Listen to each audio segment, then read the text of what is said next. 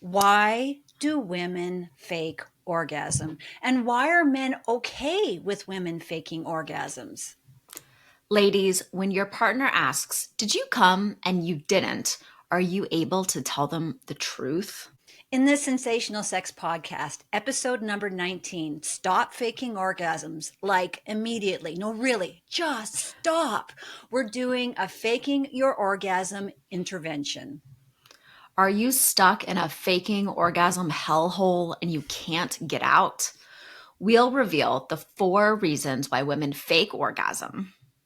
We'll then dive into the orgasm gap, where heterosexual women have far fewer orgasms than men, but are stuck and feel the she-come-first pressure to orgasm with every sexual encounter. Then we'll walk you through an easy yet effective exercise to finally stop faking.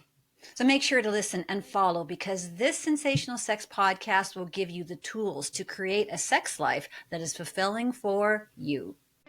Welcome to the Sensational Sex Podcast, where we help women in long-term relationships thrive after the honeymoon stage is over. Are you a woman who wants a deep, intimate, and satisfying connection with her partner? Of course you do. Amy Rowan and Dr. Trina Reed have the answers, and all you have to do is join us each week and take a small step. Soon enough, you'll be that woman who effortlessly has a satisfying sex life. Follow us on social media at Sensational Sex Podcast. Share this episode. Return next week. Leave a review, and thank you so much for subscribing. Now, let's start the show. Hello, beautiful people. Thank you for listening to the Sensational Sex Podcast. We're so happy you're joining us. Even though your sex life will never be perfect, you can create a sex life that's perfect for you. And we're here to help you with that. When your partner asks, "Did you come?" and you did not, are you able to tell them the truth? The majority of women cannot respond with, "Are you in the right headspace to receive information that could possibly hurt you?" And there it is. In one sentence, the reason millions, maybe billions of women fake orgasm: to protect their partner's egos. And if you currently fake orgasm, sometimes or a lot, it's time to climb out of this faking it hellhole.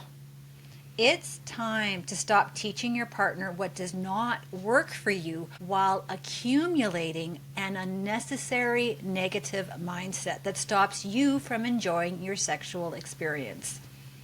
We're going to help you understand why faking orgasm is not your fault. Rather, it's the pressure on you to perform and have an orgasm with every sexual encounter. Then we'll walk you through a stop faking orgasm exercise in the second half of this podcast. I think that this quote from Jess C. Scott encapsulates why women fake. Now, I'm just another female faking orgasms to make a man not feel so inadequate. You know I say this on every single podcast, yet here's another example of how women put their sexual needs a distant second to make sure their partner is able to experience their satisfaction. Faking orgasm is so common that it's a punchline in everyday mainstream culture.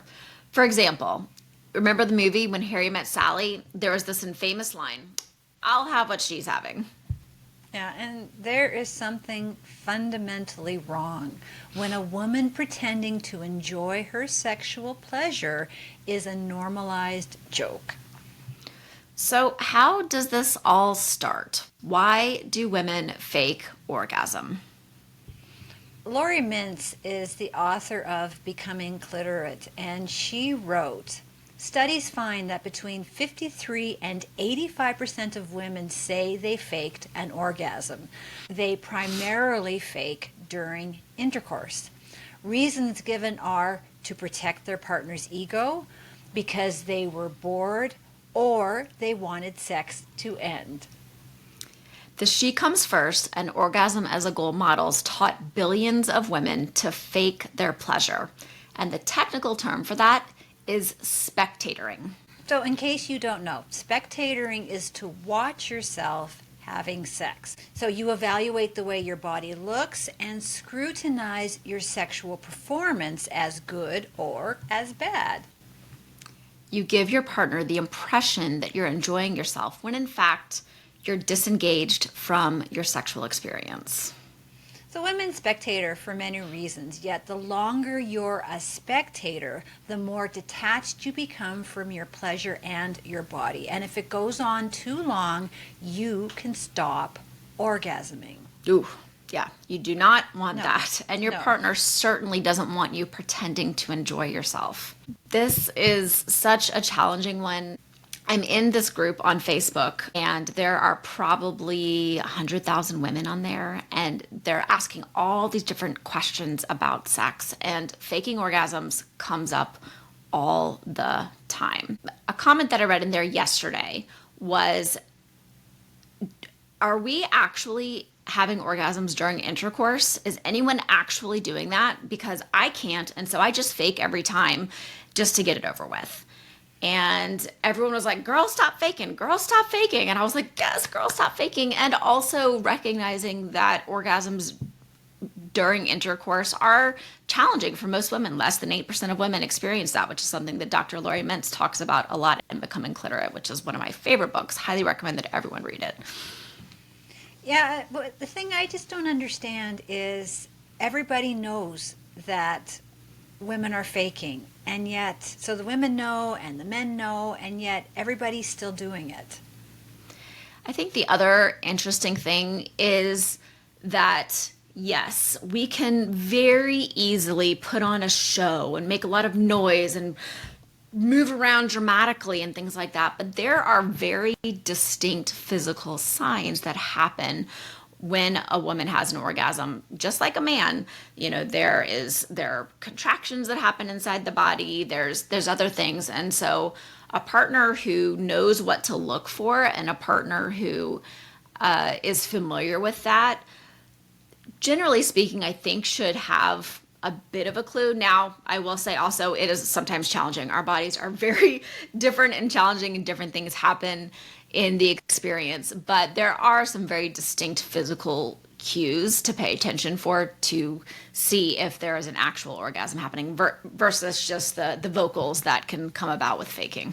Sex therapist Dr. Laura Berman gives 4 reasons why women fake orgasm. Reason number 1 is a woman may offer a mercy fake when her partner is invested in getting her to orgasm, or the sex won't end until she gets there. I think we've all been through the mercy fake. I know. Guilty. Guilty. Yep. Reason number 2, she doesn't know how to orgasm. She hasn't learned what works for her, so orgasm is sporadic and random when her partner touches her in the right way, but she has no idea what she likes or how to ask for it. Reason number 3 is she knows how to orgasm, but she's too self-conscious or inhibited to ask for what she wants. And reason number 4 is she feels shame about not being able to orgasm and is scared her partner is going to reject her. I think these are all important reasons, and they have different causes, but ultimately it's ultimately about protecting the ego, right? It's protecting his ego. It's feeling like something is wrong. I've read different posts. I've had people say, oh, I don't know why you can't orgasm because, you know, when I did this to every previous partner, she was able to orgasm. And my question is, was she really? Or were all of those previous partners faking and teaching that guy that was working? I know. Because I would venture to say that that's probably what's happening there.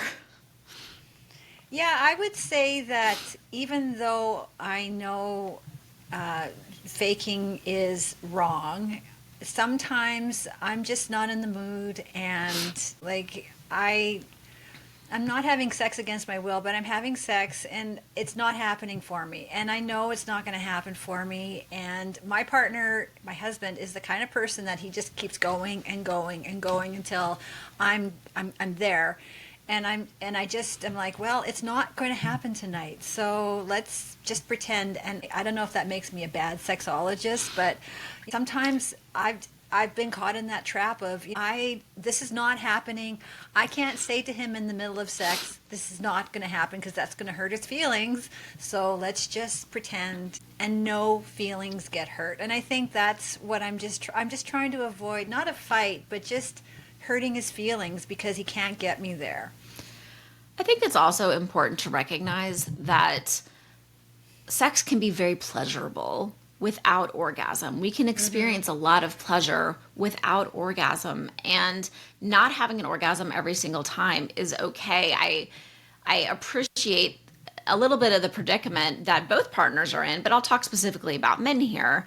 You know, generally speaking, I think most men they want to give their partner an orgasm. They know that she should come first. They know that her needs come first. And so it comes from the right place where they're trying to do something good for their partner. But when it becomes the goal and it becomes the focus, the pressure can make it very challenging. I know in my first sexual relationship, we were together for 3 years, and we were having sex and it was pleasurable. I thought I was having orgasms, but then I had one with another partner when we broke up. And then I was like, oh, so that's what that was.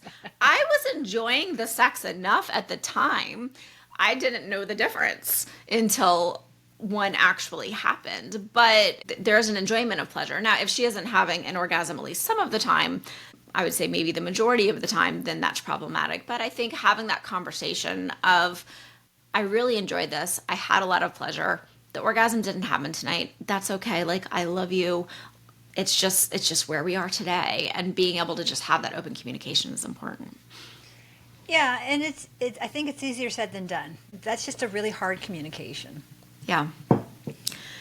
You and your partner deserve so much more than you resentfully waiting sex out, pretending to enjoy yourself, and then being grateful when it's finally all over. So you need to relearn how to feel your body's pleasure. And to get you there, you need to start with the following exercise.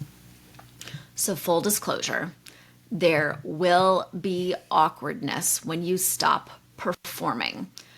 But hold on to the belief of your future self deserves to have a robust desire. In that Facebook group that I was talking about, this comes up so frequently. And they're faking because generally it's because they're like, this isn't working for me. I feel like I need to be able to have, an orgasm. He's trying so hard. I feel bad for him. But ultimately, it usually turns inward into, what's wrong with me? Why isn't this happening for me? And a lot of them are like, yeah, I can give myself orgasms very easily with my toy. Or actually another one that I read recently was, she was like, I can't orgasm during intercourse, so I just fake it. And then I go to the bathroom and I finish myself off in the bathroom after he's fallen asleep. Yeah. And I think a lot of women do that in secret. So I'm glad you brought that up. Yeah. And she's like, I need that clitoral stimulation. And I was like, well, girl, when you're having intercourse, then, give yourself clitoral stimulation. Is it your hand? Is it a toy? Is it asking him to do that? Like, whatever it is, you need that, which is really important. The fact that she knows that is a big step ahead of where a lot of women are. But let me just be abundantly clear to everyone who's listening. We need that. Like, that is how our bodies are built. So not being able to orgasm during intercourse alone, you are part of the 92% of women who need clitoral stimulation. But rather than just waiting for them to fall asleep and finishing off in the bathroom, unless you want to do that, and if that's what you want to do, then that's fine. But certainly in this case, this woman was feeling very guilty about that. So I think a lot of this has to do with women in long-term relationships experience a delayed sexual response. So with the she-comes-first model, women have one shot at orgasm, and it's generally during the phase of her body arousal where she is delayed. And so she's just catching up to her body, and by the time she catches up to her body, it's done. The sex is done. Yeah. So I feel like women have one shot to get her orgasm in, and if she doesn't, she might feel like she's broken. And so I think for a lot of women, they get into this habit of just skipping the foreplay because she feels like her body's broken. It's like, you know what, don't even bother with the foreplay because it's not going to work for me. And I'll just fake it through the intercourse to get this sex over with quickly. And I think when we talk about when you're a spectator and you start detaching from your body and detaching from your body, and suddenly you are not able to orgasm. I mean, these are very serious issues when it comes to your lifelong sexual health. And the irony there is that it's creating a self-fulfilling prophecy because by skipping foreplay, you are all but guaranteeing that you won't experience an orgasm. Yeah, but if you feel like your body's broken, like, like I'm not getting there. So what's the point? Like, what is the point of like trying to pleasure me when I'm just not there? And when I can't get there and I can't orgasm, I feel like a failure. Like, I understand that women are just like, no, like, I don't want to feel that anymore. Sure, absolutely. And that's why embracing this, it's going to take as long as it takes, and I'm going to allow it to take as long as it takes. And knowing that maybe 5 minutes, then maybe 10 minutes, then maybe 30 minutes, carving out the time so that you can feel comfortable with allowing it to take the amount of time that it takes. So It's time for our sex IQ. Who is better at telling if their partner is faking orgasm? A, men, B, women, or C, neither? the short answer is not a surprise. It's B, women. So only 14% of women misperceived how often their partners were faking orgasms. So 6% were underperceiving, while 8% were overperceiving. By contrast, 42% of men misperceived their wives' orgasmic frequency. So 17% underestimated, while 25% overestimated. Heterosexual men may look to factors like sound and facial expressions as signs of orgasm and make assumptions based on them. Going back into the Harry Met Sally, movie, that yes, like we can make things incredibly dramatic and convincing. But there are, just like when men orgasm, like the butt cheeks start to clench, eyes roll back in his head, the balls go right up next to the body. Like, there are very distinct physical signs that happen during an orgasm. And those also happen when women experience orgasm too. They do, but I also think women's orgasms are a lot more subtle. And Yeah. I think porn has really raised the bar as far as all the things that men expect women to do while they're orgasming. So I feel like women feel that pressure to really put on a performance. I've seen documentaries where women are masturbating and having an orgasm, and their orgasm is really quiet and self-reflecting. This, putting on that big performance is not necessarily how the majority of women tend to orgasm, but we're doing it just to be emotive and show our pleasure to our partners. So I feel like if women are under the gun to look in a certain way and perform in a certain way, otherwise she might be perceived as sexually inadequate. I did have a client that came to me. She was a younger woman, and she was in a new relationship after getting out of a very long-term relationship. And she wanted to learn how to be more vocal during sex because her perception was that her boyfriend wanted her to be more vocal during sex. But it didn't feel natural to her. She felt it because it wasn't how she expressed herself when she was experiencing orgasms. And so we had to really talk through that of why did she feel like she needed to be more vocal during sex, if this is something that he was asking for, where were these perceptions coming from? And of course it's coming from porn. And that, these women are having these very fast 5-minute dramatic screaming, yelling orgasms, when an orgasm can be, it can almost feel like a little bit of a sneeze up to, yes, the mattress shaking, entire body orgasms, but there's such an enormous range of what happens there.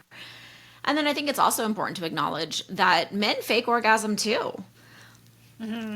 They do need to do that. James told me in a past relationship he had faked an orgasm with, it was a relationship that it was just about over, and it just wasn't happening, and he just faked it just to he was done. He was done with it. And I thought that was very brave of him to share, because I think that men feel a lot of performance pressure as well. It comes from a different place. Yeah, I think that's a really good point. Is we talk about women faking, but men fake as well, and there's no sympathy for the men who are faking.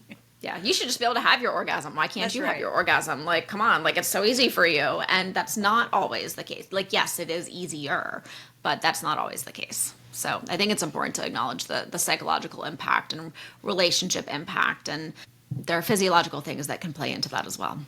So it's true that both partners probably have faked at one point in time, and it's just whether you have perceived it or misperceived it, you know. So this is the part of the podcast where we put on our sexologist hats and give you concrete and practical tools to help your sexual situation. We're going to walk you through how to stop faking your orgasm. And there are 2 parts to this faking orgasm exercise.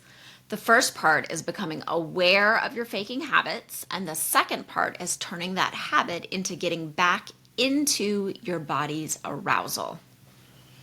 So part number 1 is to think about when you're having sex and you transition from being a participator into being a spectator. And when you start being a spectator, you need to narrate your behavior as if you're describing a character in a play. Here's an example. Jane is lying in bed. She is not turned on, but doesn't know how to tell her partner. The way her partner is stimulating her clitoris doesn't feel good. Instead of saying something, she pretends to enjoy it. Or you could narrate it by saying Jane's partner is thrusting and she is bored, but puts on an Academy Award-winning performance to get the sex over with quickly. By doing this, you notice your faking patterns in real time.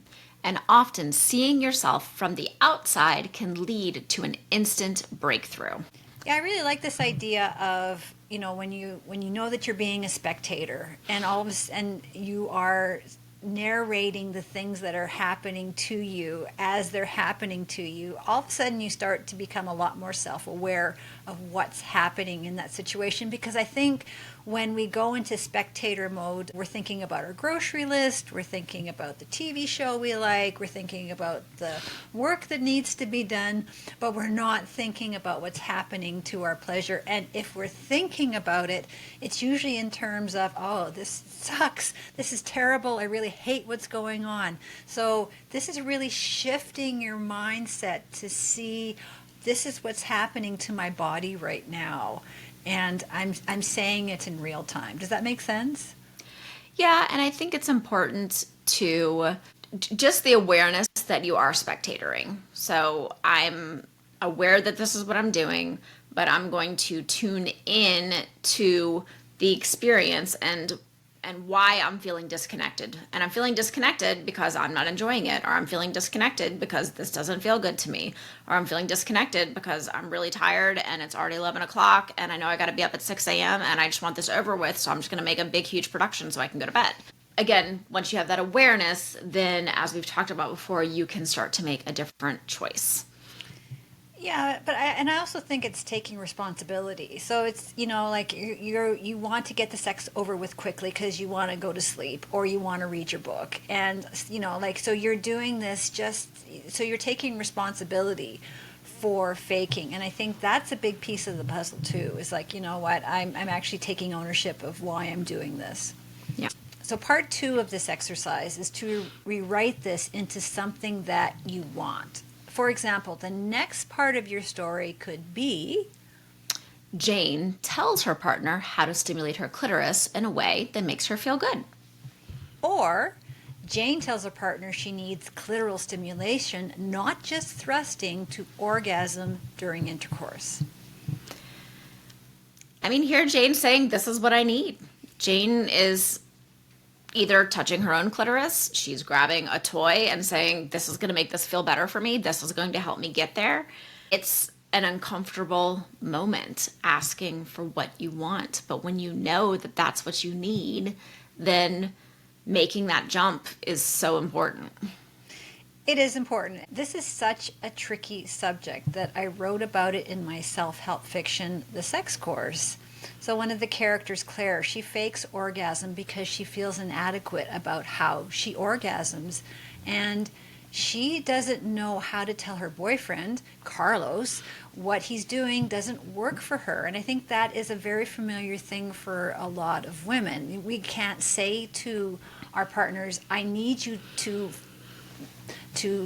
touch my clitoris, or I need you to I need you to do this, or I need to bring a toy in, or I need to be pleasuring myself. Women just aren't able to have that conversation.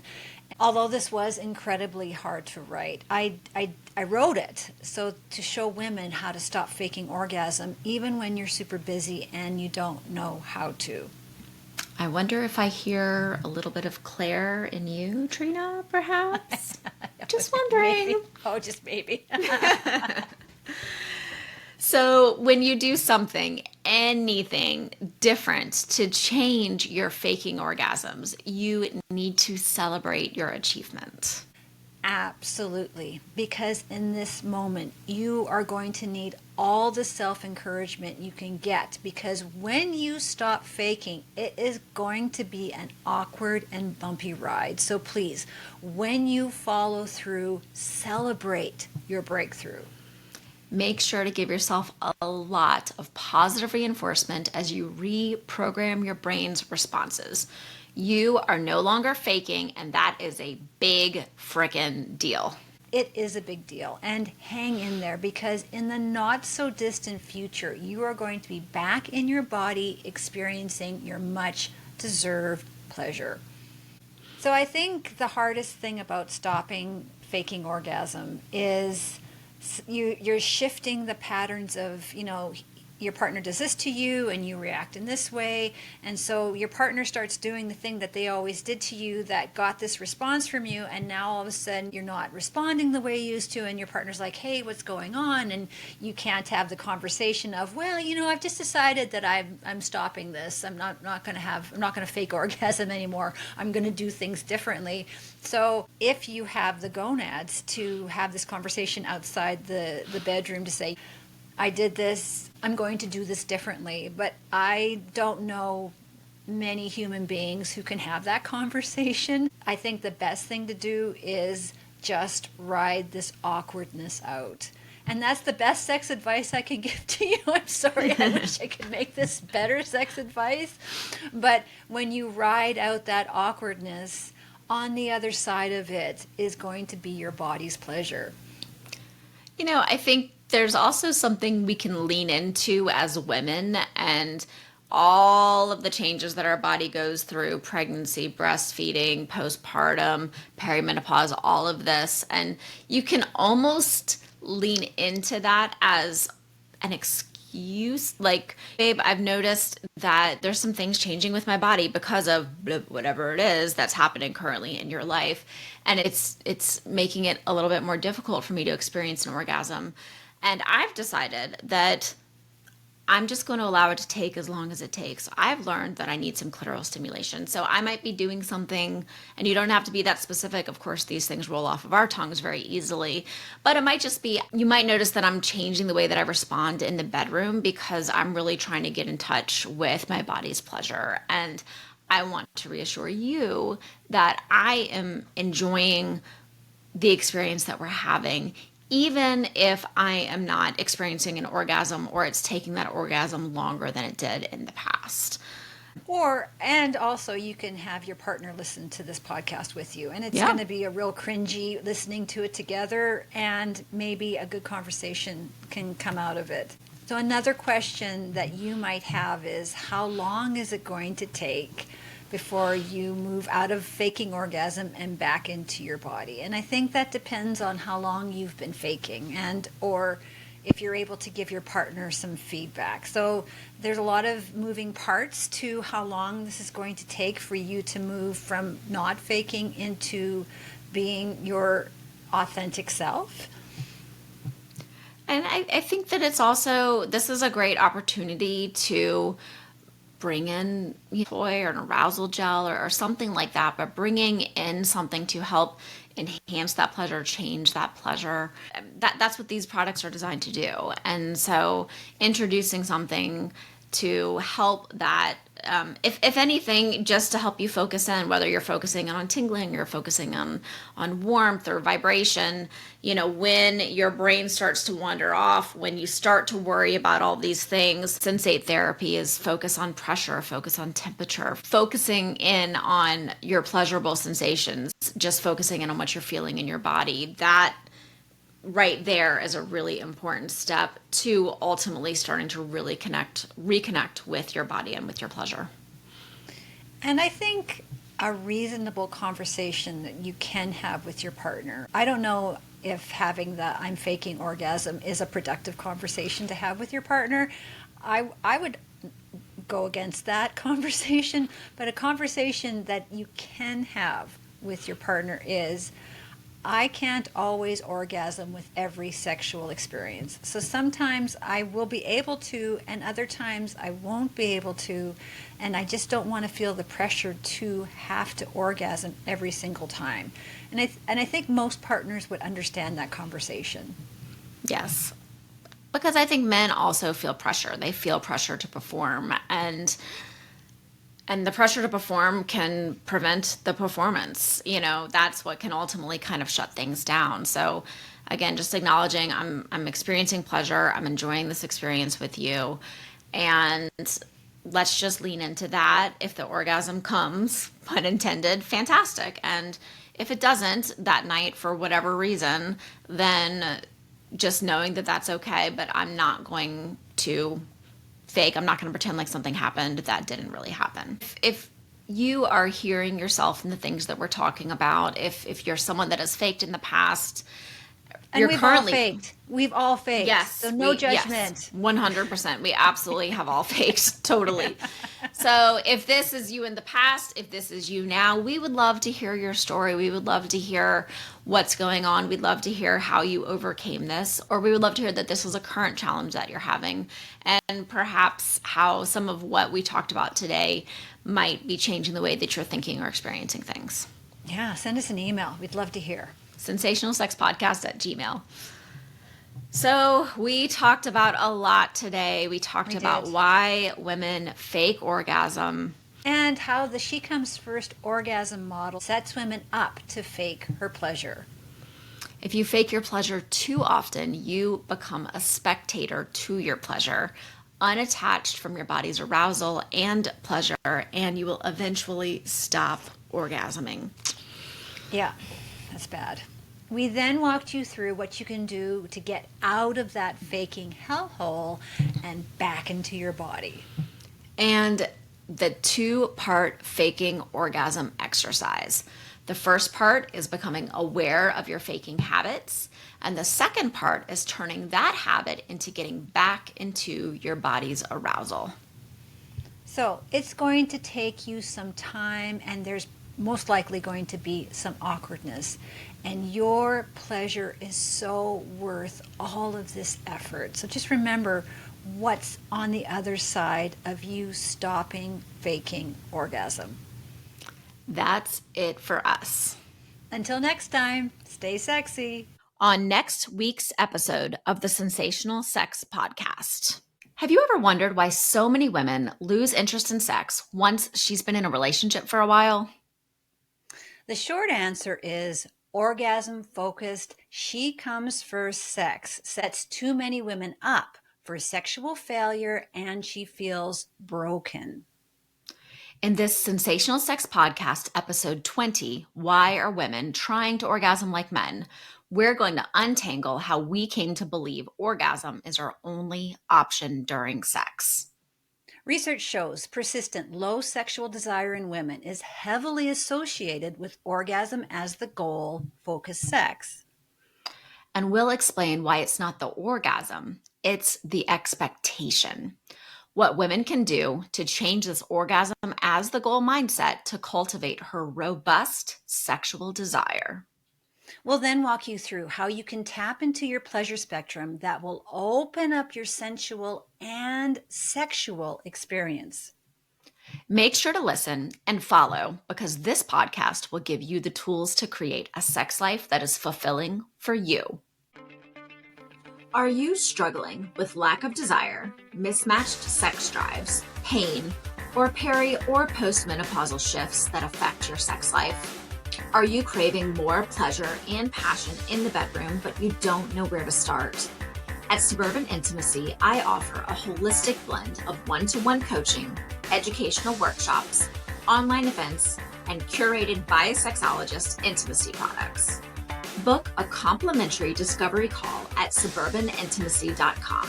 And while you're there, download your 5 free tips for sexy scheduled sex. Want to spice things up? Save 15% off your first order at suburbanintimacyshop.com with the code podcast15. Is good sex on your mind but not in your bedroom? Go to trinareed.com and check out my award-winning books, The Sex Course and Sex Boot Camp. While you're there, grab your free copy of Sex Boot Camp Masterclass and sign up for my Success newsletter to get weekly freebies and easy ways to help you become the juiciest, sexiest version of you.